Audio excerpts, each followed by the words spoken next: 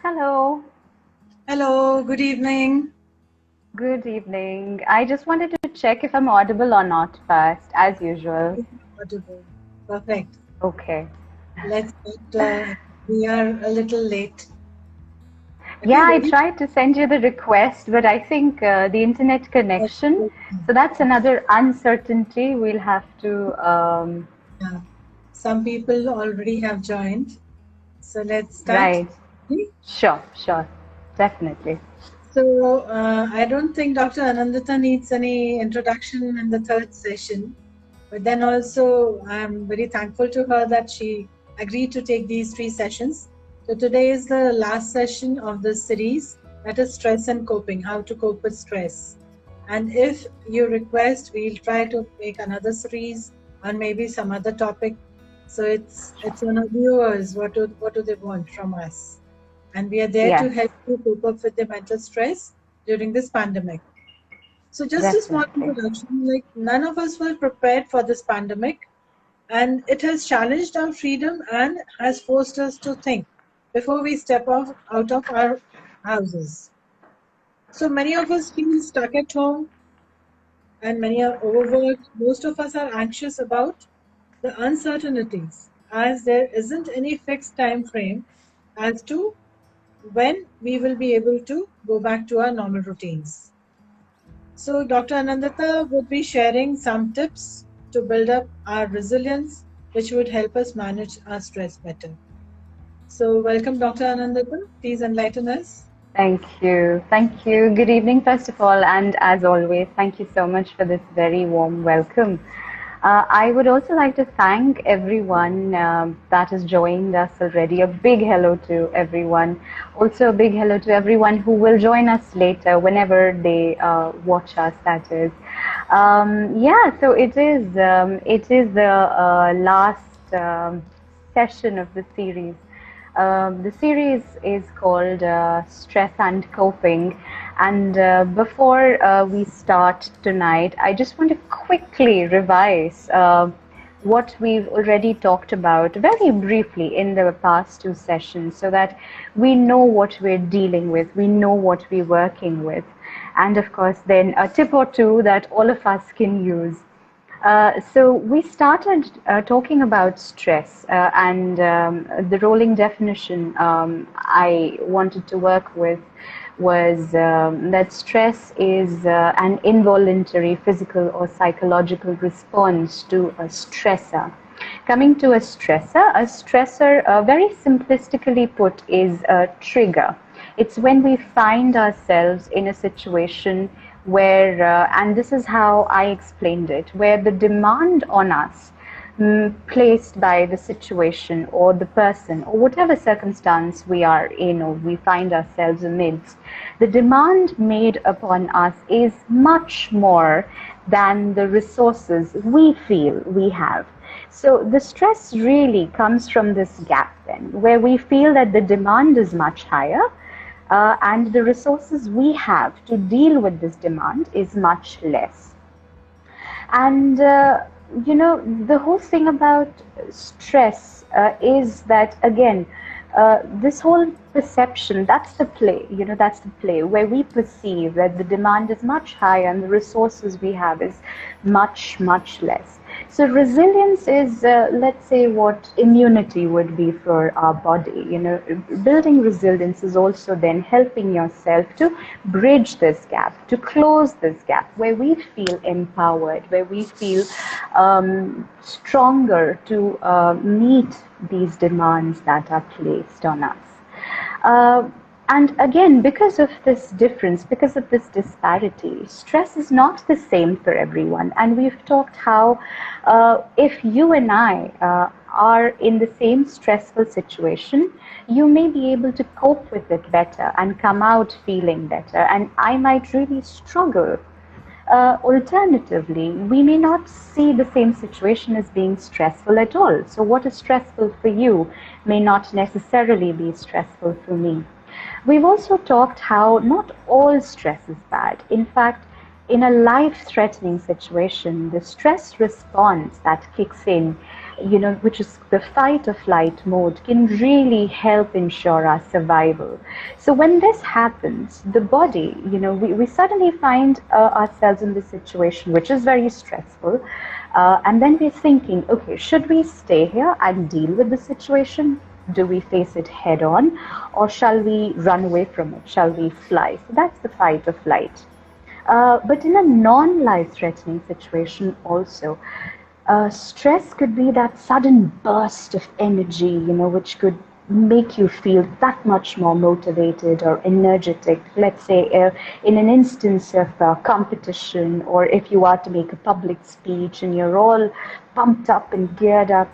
Having said that, chronic stress or stress prolonged over a period of time is not very helpful for the body. In fact, what happens if you constantly remain stressed is that the body, the signals become somewhat insensitive to calming down, to relaxing. So one finds as if that, you're always in that sense of hyper awareness and hyper vigilance. So long-term stress or chronic stress can lead to a lot of complex issues physically and also in terms of your emotional or mental well-being, so psychologically as well. When we talk about stress, we've also tried to look at certain stressors specific to the pandemic, and we spoke at length about uncertainty. We also spoke at length about how we can deal with uncertainty, and what we can do to help us with that is to feel more empowered, and that's where the resilience bit comes in. That's also, if you've not already seen the session 2, it's on the Jeevan Instagram page. Go and check it out. We've covered again, how do you deal with information? We are constantly flooded with information, and information is key. Information helps to empower ourselves. Information also helps to bridge this gap, to meet this demand, to help us feel more equipped. But when we have all that information, what do we do? What information do we eat? What diet of information, are we accustomed, do we feed ourselves? And then what lunch boxes of information do we share with our friends? So that's something, the 5 W's of how to deal with information. That is something we've talked about in session 2. If you've not seen that already, go find the session 2 on the Instagram page, Jeevan's page. But a few other things that Gurpreet-ji, we've had also in terms of questions and suggestions and feedback is how, because of this restricted movement specific to the lockdown, people have found themselves in situations which are not always or entirely supporting to them. So even in the space of their home, they do not feel supported. And again, this is something we briefly looked at in session 1 and session 2 also. Unfortunately, the home is not a safe space for everyone. And we've seen that rates of domestic abuse has gone up globally during this entire period of the lockdown. So before I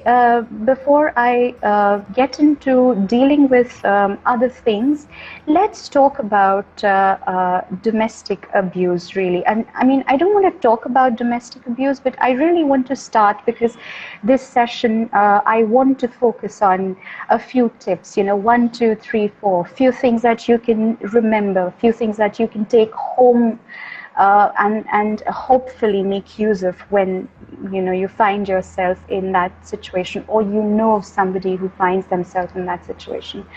So let's start with safety tips if and when you find yourself in a situation of violence with an abuser. Let's say in this whole situation of the lockdown, you are living with a partner who's very, very stressed and who's become emotionally and physically abusive. It's not possible to pack your bags and immediately leave your home and go elsewhere. Although, the restrictions in terms of movement are being lifted slowly and gradually, but Some things to remember during an incident of violence, let's say. Number one, the first thing to remember is pattern. The abuser would almost always, or in most cases, have a set pattern. Look out for those patterns. What are the triggers? What triggers the sudden flare? So make a note of these triggers. If you can become aware of this pattern, and we've talked immensely about how, therefore, being awareness helps. One needs to be consciously aware of themselves and their environment. So the first thing is pattern. The second thing to remember is weapon. And I'm specifically here talking about physical abuse. Whatever sharp objects, knives or sometimes even keys or toothpicks, if you can, make sure you've stored them away, locked them away safely somewhere, where when there is a flare-up, or if the incident escalates, it's difficult for the abuser to access these. So when we're recognizing these patterns, it's also important to then become aware and try and avoid being in this hostile or conflicting situation. So once you've become aware of the pattern, and if you can assess this, try and avoid the conflict, try and avoid being in that conflicting situation.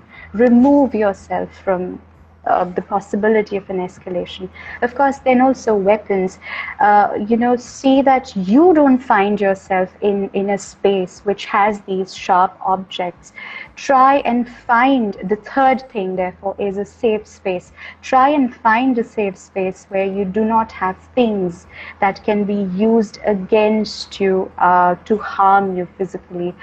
Also, if you're wearing dupattas or scarves or longer pieces of jewelry like neck pieces or danglers, these could be potentially used to strangle, for instance. So if you find yourself in these situations, make sure these things are not in your environment, or try and be in a safe space which is devoid of such articles.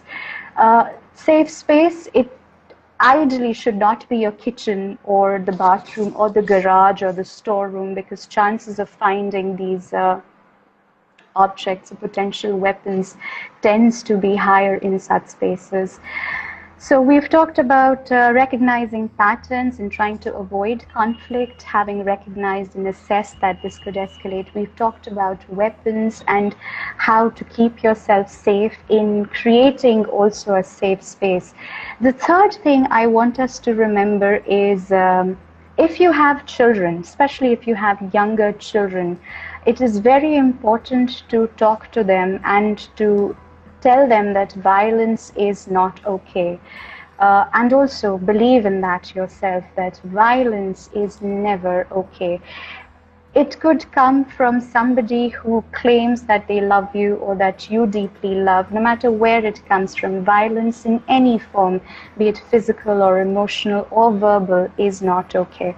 So if you have younger kids, try and speak to them about this. The second thing you can do is teach them that if a situation ever comes up, if a situation gets hostile, do not come and try and protect, or do not try to come between the abuser and the victim. It is important to protect oneself at that point. So the children must also try and be in a space which is safe for them. In that situation also, the adult needs to remember that they do not go to a room where their children are, because it could just be that the abuser is trying to physically harm you, and they may try and do the same with the children then. It's also important to come up with a code word with your child if you can, where they can go and seek help if there's a friendly neighbor, or if there's somebody they can reach out to, if there's some way they can go and seek help, get help, please do that, get help.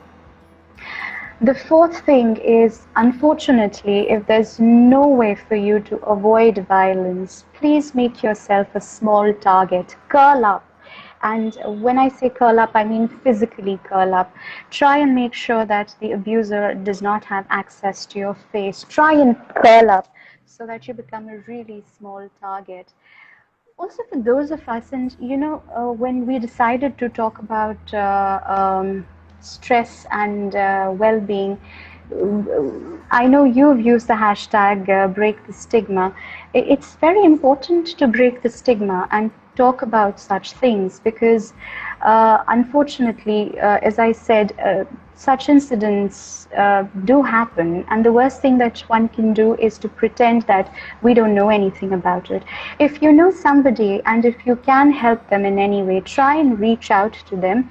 It would be a wise idea to not call them up because that might, get attention that you're not exactly seeking. Try and text them. Try and be in touch with the person who needs help. If you know of helpline numbers, or if you know of places that can possibly be of help in this situation, try and reach out and help. So yes, in terms of safety during episodes of physical violence, that would be pattern, weapon, safe space, and try and come up with a code or a language, and of course try and become a small victim, curl up really.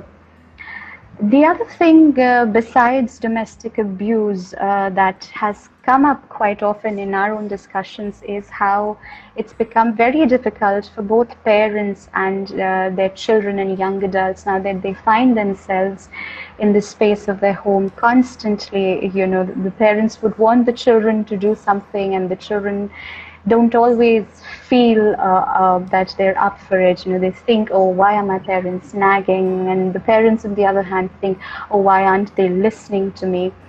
We've also seen that there have been cases where children are feeling really frustrated because there's been unfair comparison, with their siblings. If siblings are much better or doing something else, that's necessarily what the younger child should do. Or that the parents feel very confident that they know better than the children in terms of the decision making and the choices that the child should make. In terms of this, there's one personal incident that I'd like to share. I'd like to share my personal story. So when I finished school and I wanted to choose a certain stream of subject and go on to study, my parents were not entirely happy about it. And it took me a lot of days, and it really took me a lot of there was a lot of upset around it. The emotions were running high, and we really then decided to sit down and speak. So first of all, communication. Communication is very, very important. And something that my parents said then that has stuck with me is that they said, we're different people. So the times we grew up in and the times you find yourself in are different times. So obviously the way we think is also different. We may not agree with the life choices that you make, but if you can come back to us and talk to us and convince us that the choices that you're making are good for you, we're happy to listen to you. So that did a couple of things for me. Number one, the acknowledgement from my parents that we are different, and probably we will be, as we move through life. The phases of life changes, and the decisions that we make change, and the people we are, we constantly evolving and we constantly changing. So that acknowledgement that they're different, and that helped me because forget about the stream I chose after my 12th standard, but even now, if there's something that I think I want to do and I feel my parents may not be very happy about, I still find that confidence and faith that I can approach them.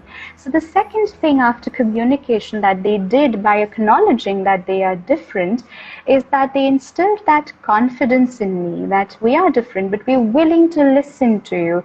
All you need to do is come and speak to us and tell us. And of course, they put that demand also that you need to convince us that it's the right choice for you. So what that did was I realized that it was not that they were upset about the choices that I was making. What worried them was that the choice that I was making may not be good for me. So if we scrape that layer off, we realize that they really care for you, and that whole sense of knowing better than you comes from that deeper sense of love and care, where they think that something might hurt my child or something could be better for them.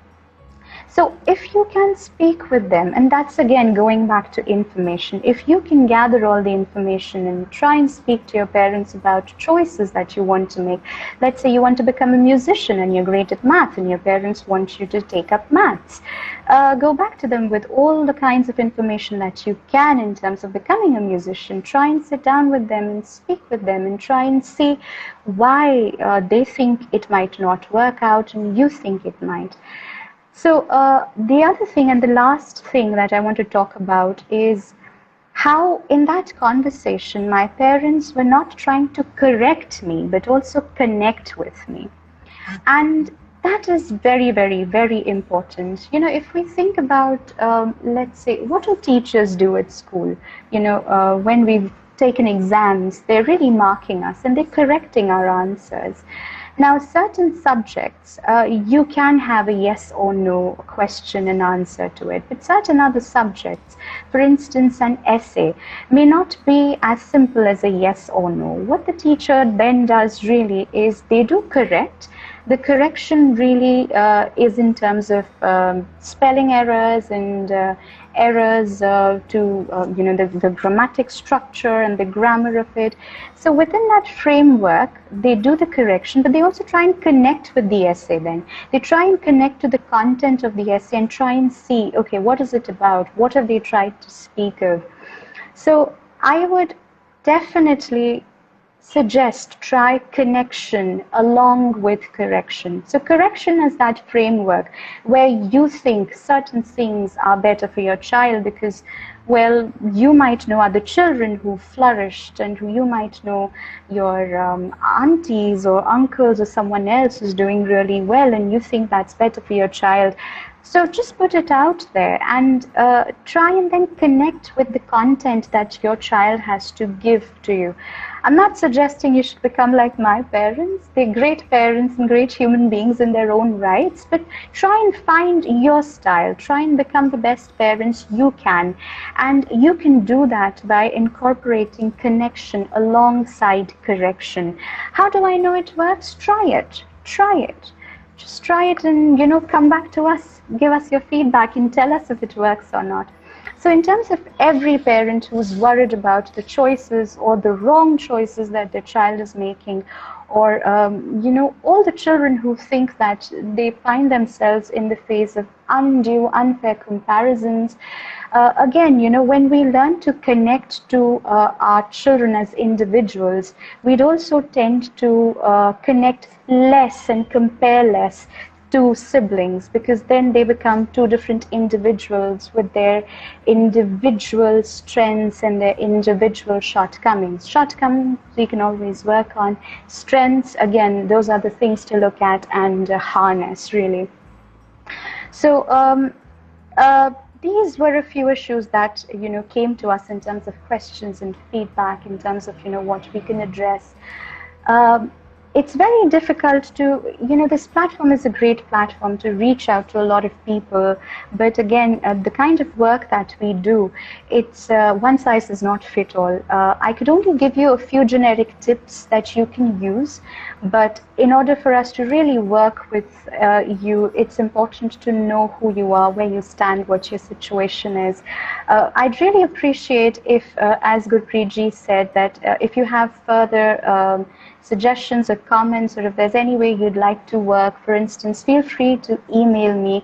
My email is draftthought@gmail.com, which is DRAFTHOUGHT, draftthought@gmail.com. But there's also Jeevan, which does amazing work.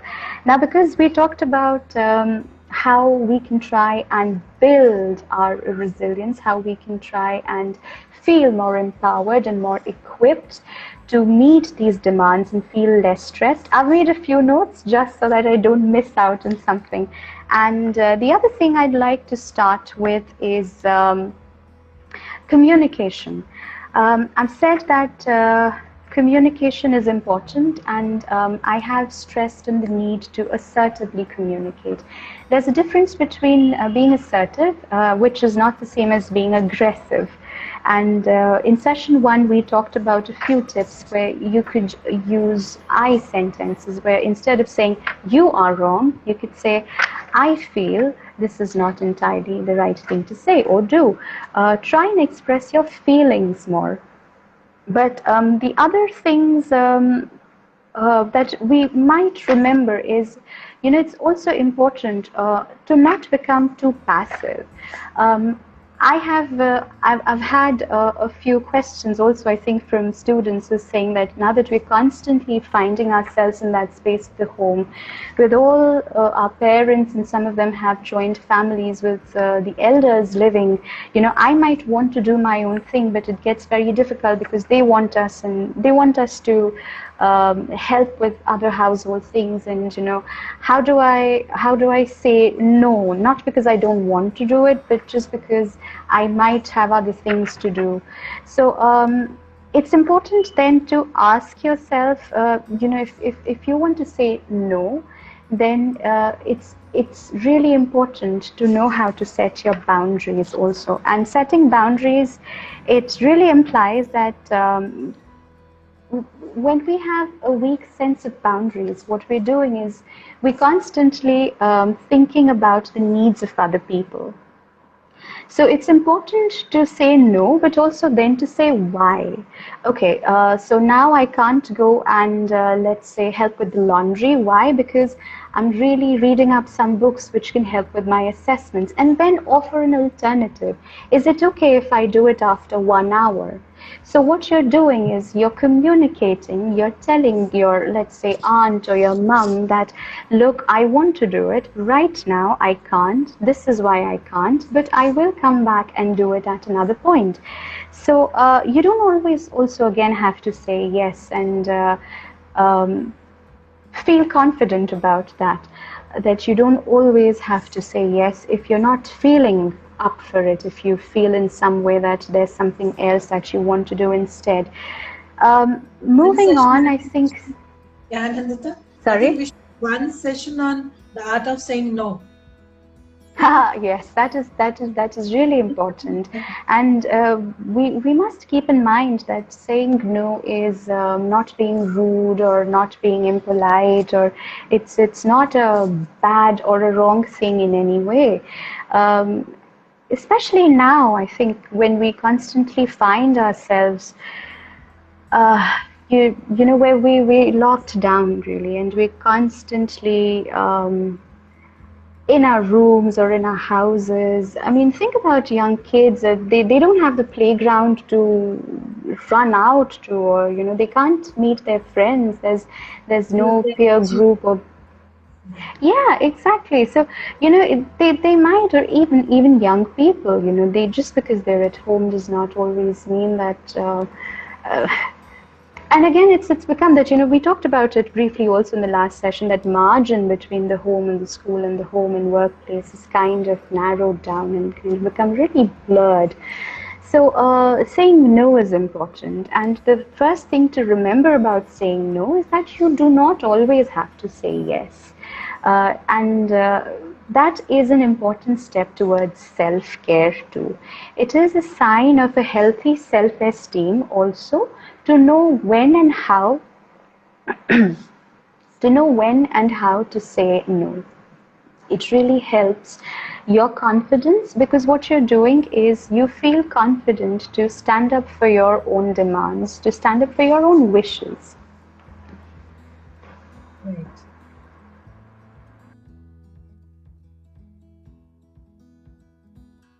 Okay, I think Anandita faced a problem, network problem. So I have a few things to share. I'll continue with that.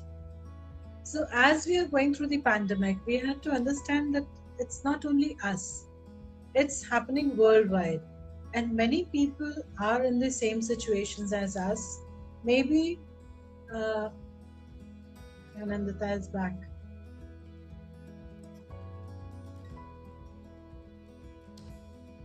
Our level of how to tackle these problems which we are facing could be different. And our stress level, how to handle it, our capacity to take stress, this is all different. But according to our capacity, we do handle situations. And one thing I would like to tell everyone is that we can build up our stress bearing capacity. That is what we have to do during this pandemic. So it will take a lot of time to come back to the normal, and I don't know whether we'll be able to go back to every normal thing which we used to do. We'll have to change many ways. So I have, I think Anindita is still facing a problem joining.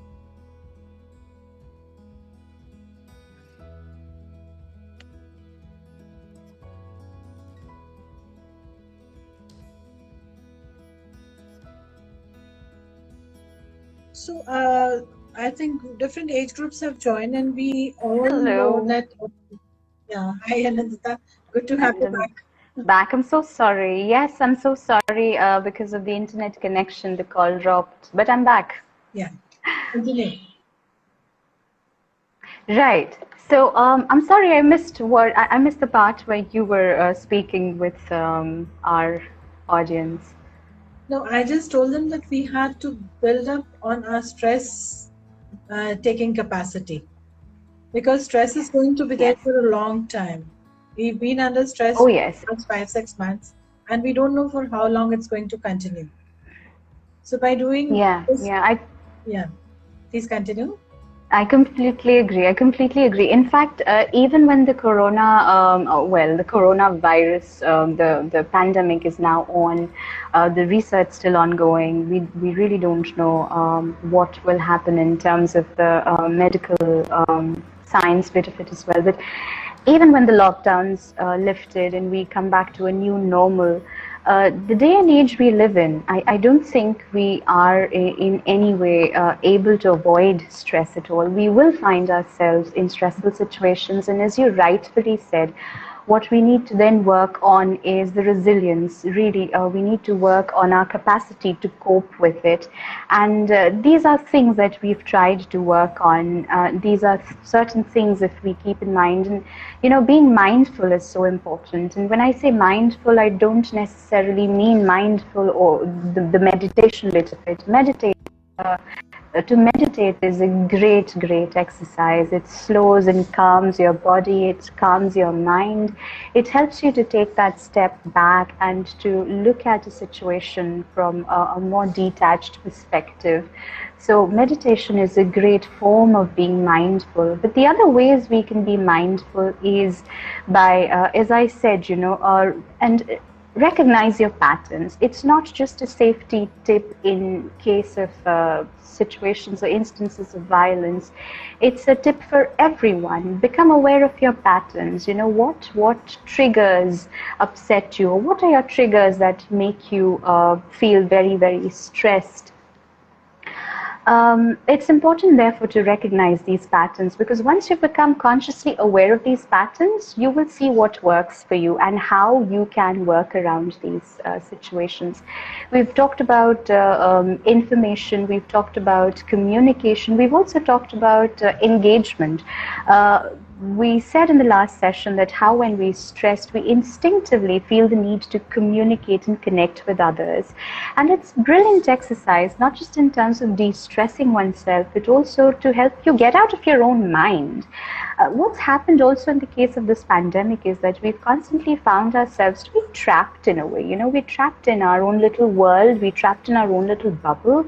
Once we go out and meet people, we realize that they could be in a similar situation as we are, and then they may be able to give us different solutions. Or so it's important to engage also, because it helps with a newer perspective. It's very important to break the stigma and to speak up, because unfortunately we still, of course, we've seen things change, and we still have a long way to go. We still find ourselves stuck in social taboos and stigmas as, oh, this is not something we can talk about, or, that's not happening in our house, so we can't talk about it. Again, I know of somebody who has a child that is dyslexic, and I know some of the ladies' friends still address the child as being abnormal. No, that's being ignorant, and it's very, very important, therefore, also to equip yourself with more information, because that really helps to break the stigma. As I said, stigma is not about what you don't talk about; it's also largely about how you talk about something. The other thing I would like to talk about before we close tonight is again. Being positive about oneself. We've said that when we find ourselves in stressful situations, we often don't give ourselves enough credit for having dealt with stress previously. We constantly find ourselves in an uncertain situation, and we don't know what to do, because obviously that's not happened before, or we just can't anticipate what's going to happen next. But again, think about it, take a step back. You may have found yourself in a situation similar to this, not the same, but similar to this. What did you do then? Most importantly, if you could survive then, if you could deal with it then, chances are you can deal with it even now. We talked about the importance of routine, especially in times of uncertainty. It's very important to have your own routine, also well-being routine, and I mentioned exercise. That brings me to the topic of body positivity. We often also when we're talking about stress and coping and stigma, a lot of times we do not have role models that we can look up to. We're flooded with images of celebrities and stars or athletes who need not necessarily be our kind of people. They are in a different profession where, let's say, the kind of bodies they need to have or the kind of health they need to have is more, it's based more on aesthetics. So, please do not fall into the trap of adopting a routine that will not help you in any way. So, talking about body positivity, from the lack of role models that we have, and we still find ourselves in a culture of fairness creams and bleaching and airbrushing of images, which send across a very wrong signal. And a lot of times we tend to take them as being the truth. We take these images, heavily photoshopped, heavily edited images, to be the truth. So body positivity is one, focus on achieving health goals instead of aesthetic goals. You need to keep in mind that your overall health is more important than the way you look or the calories you're eating or your body weight. Of course it is important, but not for aesthetic reasons. The goal cannot be for aesthetics at this point in time, unless you find yourself in a profession which demands that from you. But even if it does, look good in order to feel good and be good. So your fitness goal really should be for your wellness and for your health.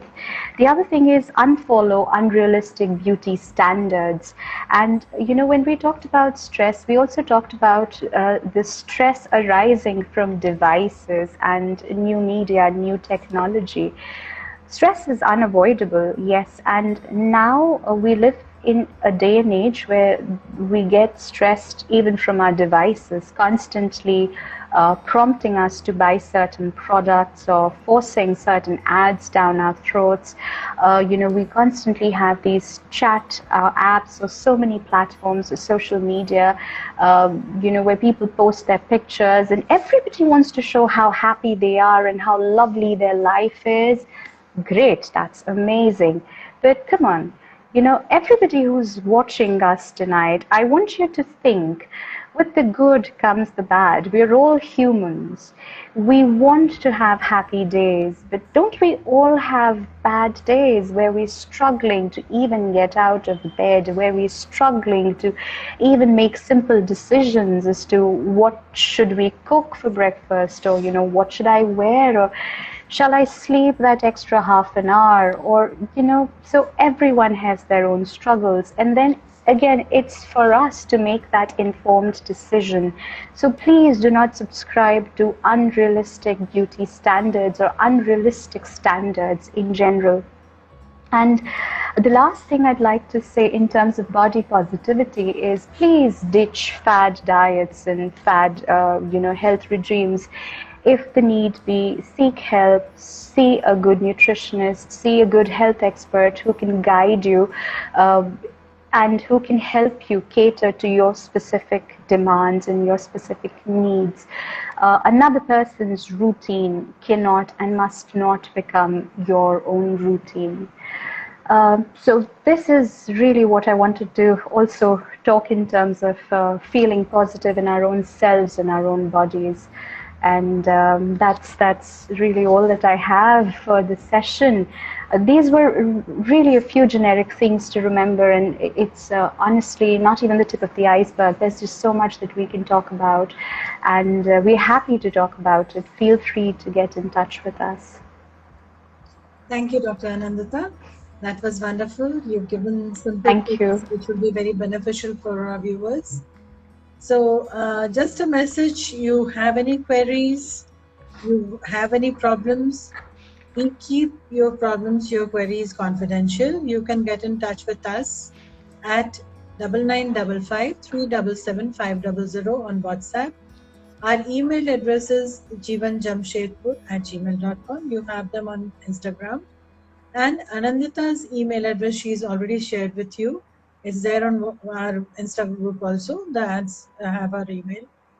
So any queries, anything you feel that you cannot talk to anyone about, we are there to listen to you. We'll be responding to you through email, or if you want to call us, you can call us. We'll give you individual attention and befriend you. So mental health is as important as physical health. Let us not ignore mental health. We have to be a healthy mind. We should have a healthy mind and a healthy body. Then only we can be successful. Yeah. In fact, Anindita. Yeah, in fact, I'd like to pitch in here and say that we all have a mental health, and it's therefore actually strange that we wouldn't want to talk about it. And again, that brings us back to the whole issue of stigma. When we talk about being healthy, it is as if we're just talking about our body, but the body and our minds, they both work in tandem, and we all have a mental health. So we must take care of it, because if we don't, then it not just affects our mind, but it also affects our body. It affects the entire system. Yes. So we have to take care of our mental health also. And we are there to help you out. We are there to provide you a listening ear. We are there to provide you emotional support. And every day, we don't have even a single holiday. The Jeevan volunteers are there for you every day from 10 a.m. to 7 p.m. So please get in touch with us if you're feeling any kind of stress, you're feeling depressed, and we had shared the signs of depression. So please, if you are feeling any of those things, or you see any of your family members or your friends, when you notice the change in their behavior, they are not talking to you, they are just staying aloof in their room, or they've stopped eating, they can't sleep, excess eating or less eating, excess sleeping or less sleeping, just talking about giving away their things, not showing interest in life, So you see any of the signs, just your antenna should go up and you should inform either the elders that we see some signs which we don't like. I think this person needs help, or make the person talk to Jeevan volunteers. And definitely, many a times, talking to someone helps. Just like the steam goes off the cooker, and it becomes quiet. So that Yes. in the same way, sometimes it happens that we are not able to talk to anyone about what is causing stress. And supposing you're not comfortable talking to any of your family members about, maybe they are the reason for your stress. We are there to talk about it. And by talking, we'll find some solution, definitely we'll reach. Some solution will be reached. So please talk to us. Just get over the stigma that mental health should not be talked about. If you're feeling stressed, definitely you should speak about it and find a solution to it. Because just like we say that the farmers, when there are weeds in the field, they need to be taken out when they're small. If the weeds are go, the roots of the weeds go very deep, it's difficult to remove them. It's the same as the thing with stress. If you leave stress unattended, it turns into depression. And once you're depressed, you would not like anything. It will take a lot of time to get out of depression. And we have read so many cases that many suicides happen because of depression. So depression could lead to suicidal feelings also. So let us attend to our mental health when they're just small weeds, when you're feeling the stress. Let us try to remove the cause of the stress so that you're mentally healthy.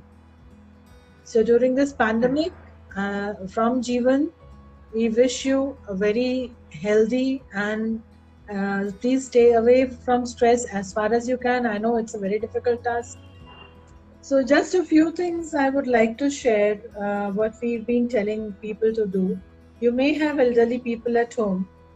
So, some tips are like if the elders have health issues, we know that the hospitals are overburdened, the doctors are overburdened. It's very difficult to get medical attention at like we used to do. We are not going to get it. So, if we have elderly people or middle-aged people who have pre-existing diseases, there's a request, please take your medication on time and maintain. Not please do not let it aggravate. At least maintain your health so that you do not need to have to you do not face a condition where you need to go to the hospital and there is no place for you. Have a healthy diet, take your medicines on time, and remain healthy. Those who feel that there could be a crisis in the old age, please have the doctors around you, their contact numbers, the nursing homes, the ambulance numbers. You should have them written in front of you. That in case of any crisis, you have the numbers of the doctors or the ambulance or the nursing homes around you, so that you're able to reach the affected person to for medical help. You can take that person. We all know that many of us are going through financial crisis because there has been people have lost their jobs, business has been down. But at the same time, what has happened is that it has opened many opportunities. Like if we listen to the news broadcast every day, we come to know that India was not making so many PPE kits, or we did not have sanitizing machines, or even the testing, COVID testing was not done uh, when it started, pandemic started in India. But now we are equipped for that. So it even the pandemic opened opportunities for many. People started making sanitizers, disinfectants, PPE kits, gloves, masks. You see masks being sold at the roadside also. So if we look at it positively, this pandemic has brought out many opportunities also. We just have to have the right frame of mind. If we feel stress, if we let the stress take over our thinking capability, we would not be able to proceed. So it's an earnest Yeah. request to please stay cool as much as you can. It's not easy. I don't say it's easy. Yeah. It's very difficult. No. But There's one. yeah, yeah, Anandita. Sorry. There's one thing I wanted to add while you talk about the new opportunities that have come up. I mean, of course, we're still very anxious about a lot of things, and something I tell which has helped people is having an anxiety window. You know, oftentimes we find ourselves constantly glued to the television set or, with our devices going through the latest news update. Okay, what's happening in the world? How many people have died? What's going on? In terms of the not so good news, also in terms of the good news, as you said, we've made progress and we've made certain developments. So for all the times that we are worried, and it wouldn't be wise, as you also said, we can't shut out stress. It wouldn't be a wise idea to say that, okay, we choose not to be stressed. Be stressed, because again, that will allow you, that pressure cooker CT thing, that will allow the whistle to kind of go off. Have an anxiety window. Give yourself the time to be anxious, but then restrict it. If you read a piece of news and if you don't restrict it, that goes on for the rest of the day. Make sure that is not happening. If you want to read something and if it feels discouraging or not that great, accept it, acknowledge that feeling of being anxious and restrict it. Okay, so for 1 hour in the morning, 1 hour in the afternoon, and 1 hour in the evening, I'm going to watch the news. I'm going to, worry about it, call up my friends or talk to my children about it, but that's it. So stick to your anxiety window, and that helps also with coping, with the stress from that sense of feeling anxious. Yes, it does. So basically, we all are sailing in the same boat, and we have to help out each other to come out of it. So whenever we see our fellow beings in stress, facing a problem, we have to come forward and try to help as many as we can if we are in a better situation than them. So let's all work together to prevent stress and lead a healthy and happy life as much as we can. Yes. So, And there's always ways and mechanisms to cope with stress and build our resilience. Just like we're trying to work on our immunity, we can build our resilience, and there is hope. There is hope, and that I think is the overarching message also of this seminar, that we can deal with it and there is hope. so as you mentioned, that it's not going to be the same. Everyone will not fit in the same size of dress, say same size dress. No. So how you deal with stress, you have to design your own ways. So we have told you a few tips. Still, if you want to talk to us, you know our numbers and our email address. Yes. So we will. And if designing those Hmm. if designing those methods becomes stressful, that's what you and I are here for. We're there to help you out. Yes, yes. We can always help you through designing, what suits you best. But We're it there to is a support matter of you. being conscious and mindful. Yeah, We can help you design your de-stressors. yeah. So let's wind up for the day then. Sure. Thank you so much. And I'd like to thank everyone for their time and for the curiosity to learn more about stress and ways in which they can cope with it. And I'd also like to take this opportunity to thank you and Jeevan for allowing me the opportunity. And I'm hoping this is helpful for all of us in some way or the other. Definitely it is. And thank you so much, Anand, Thank you. for taking this series of sessions. And if there's a request, we'll come back to you again. Sure. Thank you. So hoping to see you whenever the Sure. pandemic allows us. Sure. Definitely. You were not too well today. In spite of that, you took a session. Thanks for that. Oh, I wasn't. No, I wasn't. But see, again, I was stressed about it. And I think, again, the whole coping bit was I'll try and talk as much as I can. And then we try to communicate about it. And I think that's the whole thing about stress. In as much as it is unavoidable, talking about it and seeking the right kind of support could help de-stress you, even if it can't magically make the stress disappear. Yeah. Okay, then we take your leave. Thank you so much. All the best. Thank you. Bye-bye. Bye-bye. Sure. Thank you. Bye-bye.